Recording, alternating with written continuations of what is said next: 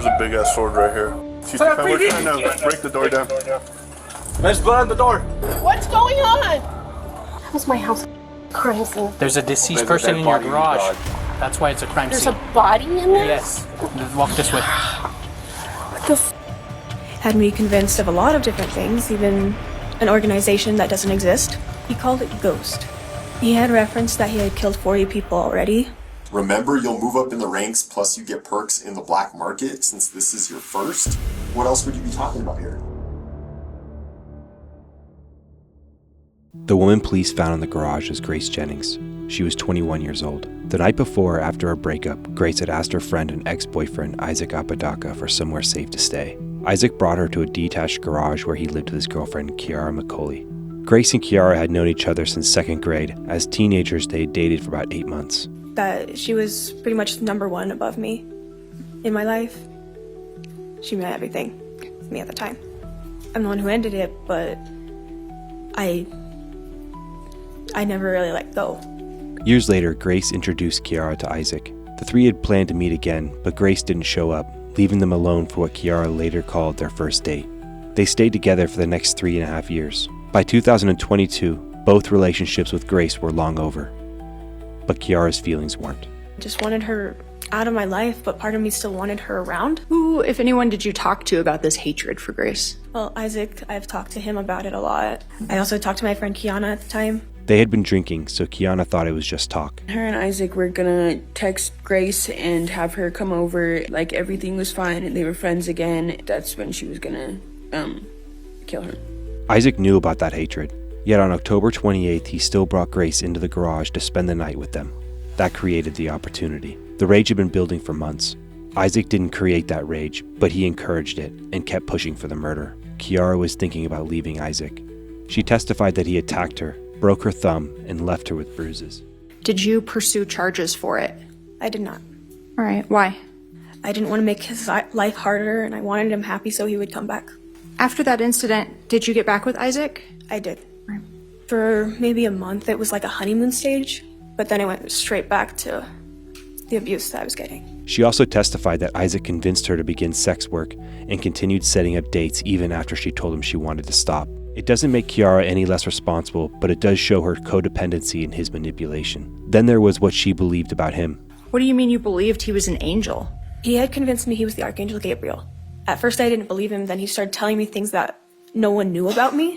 Maybe a part of me wanted it to be real, but then when I started really believing him, I just kept asking, tell me more, and he kept feeding it. He told me my darkest secret. It's just one thing I never told anyone, not even my mom. You believed that he knew that because he was an angel? Yeah. And that was only part of what Isaac convinced her to believe. Kiara said Isaac told her he ran a secret organization called Ghost. What was Ghost, as Isaac described it to you? A vigilante group that took out people that, by took out I mean kill. Just people that were considered bad.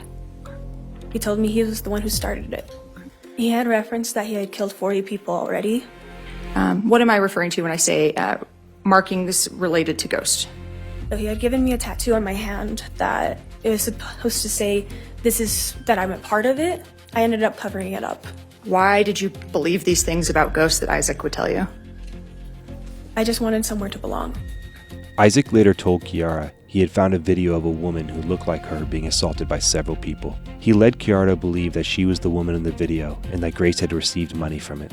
It was another one of Isaac's lies, and Grace had nothing to do with any of it. Isaac had straight up asked me, do you want to kill Grace? And I said yes, not realizing what he was about to do was bring her to the house. He reminded Kiara that killing Grace would raise her rank inside Ghost. Kiara then went to a nearby park wearing LARP armor and carrying a sword and several knives. She later admitted that if Grace came to the park, she planned to kill her and hide her body in the storm drains. Isaac then told Kiara to come home. When she opened the garage door, Grace was sitting on her bed.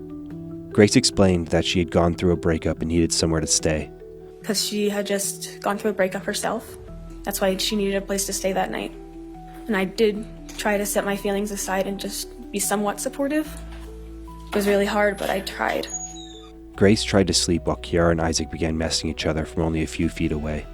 The messages continued through the night and into the next morning. They discussed whether they would wait until Grace was asleep and what they would do with the mess. Kiara said she was trying to back out. He messaged Kiara that Grace had admitted to what she had done.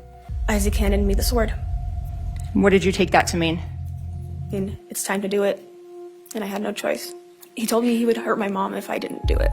Because I was standing there like, what the are you trying to make me do? What happened next? I closed my eyes and swung the sword. When you made that first swing, where was Isaac? He was right next to her, on her right. And he got up and he started saying, come on, finish it, finish it, finish it. And then he ended up leaving for a little bit, and I finished the job, as he would reference it. And then he came back, told me, go take a shower. Let me stop you there. Sorry. Dr. Helmrich said that none of Grace's wounds were immediately fatal. The medical examiner found more than 20 wounds. Some were inflicted post-mortem. So Miss Jennings had wounds on her hands, cuts on her hands that occurred while she was still alive. So she was in contact with a sharp object while her heart was beating. Miss Jennings did not have any immediately fatal wounds, so it would have taken her at least a couple of minutes. After the attack, Kiara went into the main house. At 1:34 p.m., Isaac's phone was used to search how to dispose of a body. 8 minutes later, Isaac called his mother and told her to call 911. He then left the property. We're trying to break the door down. There's blood on the door. What's going on? That was my house. Crime scene. There's a deceased person in your garage. That's why it's a crime There's scene. a body in there? Yes. And waited for officers at a nearby cell phone store. When I walk in the garage, she goes, "Oh, I just did it." And who was this? Kiara McCulley. At the station, Isaac stuck to his story. He had been inside the main house using the bathroom. Then Detective Vigil asked to see his phone. Isaac handed it over unlocked and showed him where to look. From beyond here, I don't know what's going on. You don't know what's going on? But these are messages from you? The further Vigil scrolled, the harder they became to explain. Instant, or will it take long? What do we do about the mess? What mess? We burn it and I'll buy new blankets and bed? What's going on here, Isaac? She had made a mess in the bed. What kind of mess? A poop kind of mess. Poop kind of mess? Yes. Just intense wash tomorrow, hydrogen peroxide and ice. And did you guys wash the sheets? No. So you guys slept in a bed full of poop? Yes. We will have to take care of the mess ASAP after we finish. We will have to take care of the mess. I thought she already pooped herself. By this point, Isaac was running out of excuses. Remember, you'll move up the ranks, plus you get perks in the black market since this is your first. Your first what? What is happening? She was planning on killing Grace. I just didn't want a part of it. How do I aim? How do I aim right? Just aim. Well, tell me what you're talking about there. That's Call of Duty. That's Call of Duty. Help me drive it through. Help me drive it through to stab her. Yes. The sword, the dagger, the butterfly knife, what? The dagger. Help me drive the dagger through. I texted what I texted right there, and I just wanted to go to bed. Even after admitting that, Isaac claimed he never thought Kiara would actually do it. I'm going to pretend to sleep so it looks non-conspicuous. This ends now. I'm getting a sword. Also, if you can't do it, I'll have them do it and it will still count as your first. I'll just rewrite the report and submit it to the black market heads. What is this report you're going to write to the black market heads? What are you talking about? It was a group of dangerous people that I was associated with. She says grab a knife now. You're helping me end this. You say, then end it. She says, I'm done waiting and play nice. Help me now. Show me the ropes. Just swing and don't regret the aim.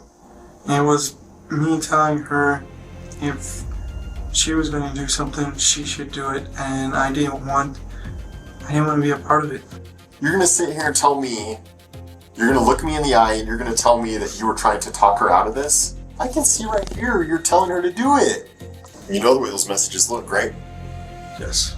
How do they look? They look bad. What do you mean here when you say that? Hungle, I am wanting you to kill her. You have to end your suffering by ending her joy. His phone proved that he knew what Kiara intended, gave her instructions, and wanted Grace dead.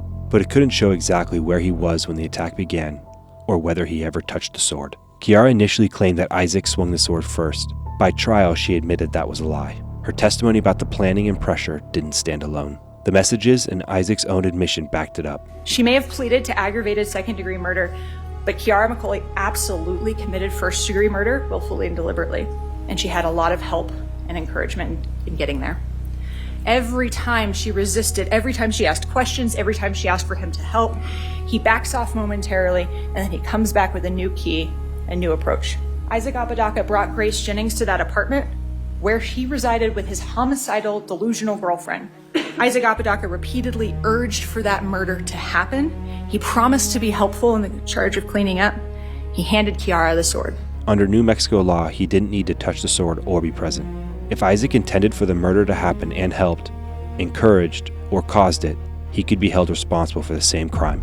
On February 10, 2025, Kiara pled guilty to aggravated second-degree murder and conspiracy to commit first-degree murder.